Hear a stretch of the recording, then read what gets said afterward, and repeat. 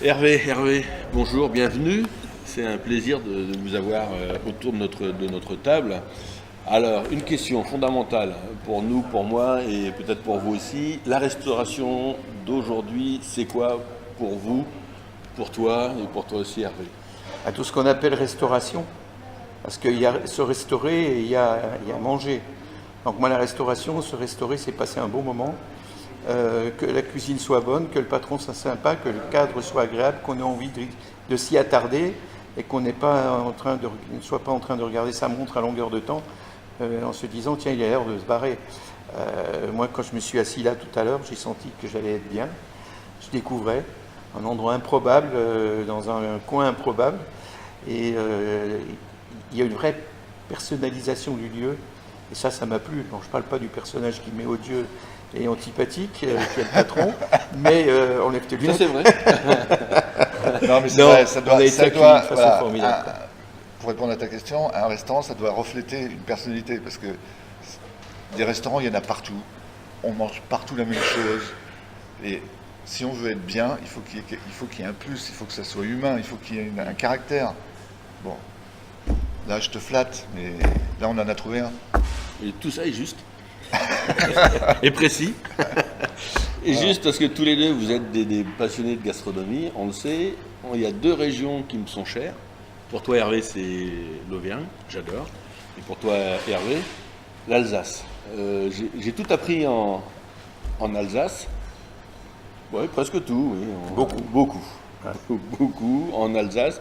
Donc j'aimerais un petit peu un souvenir pour toi, Hervé, d'un c'est ici ailleurs alsacien. Moi, je vais aller à Colmar parce que c'est la ville où j'ai vécu pendant 37 ans au total. Par épisode, chaque fois que j'y retourne, je suis chez moi, bien sûr. J'y suis pas né, puisque je suis parent franc-comtois, né à Grenoble, je parle baroudé. Mais l'Alsace est quand même un pays de cocagne extraordinaire.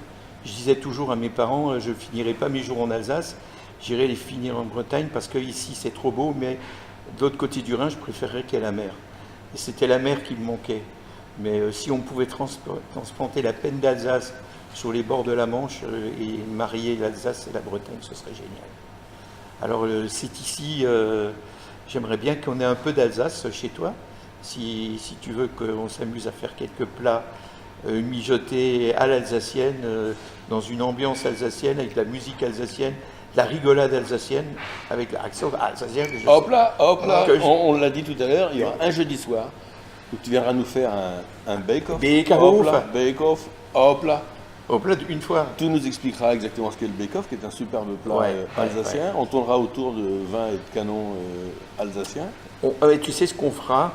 Je vais te proposer de faire un apéritif à l'échelle du ciel. C'est parce que c'est que l'échelle du ciel. Non. Je vais te raconter.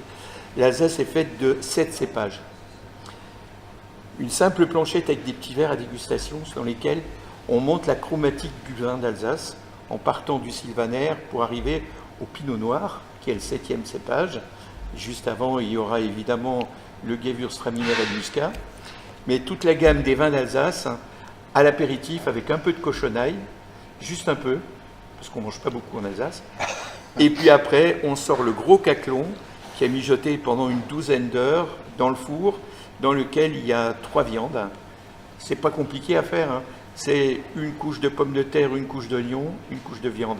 Et les viandes qui est marinée dans le vin d'Alsace pendant 24 heures avant, elle se nourrit de ce vin et ensuite elle le rend et on remplit la casserole à ras, on lutte le caclon, on met au four pendant 12 heures et quand on ouvre, alors là, tout le monde se pâme parce que tu as tous les arômes qui se mélangent. C'est extraordinaire. Tommy, c'est bon. Une fois, c'est extraordinaire. Et je peux te garantir que celui qui en a mangé, il revient.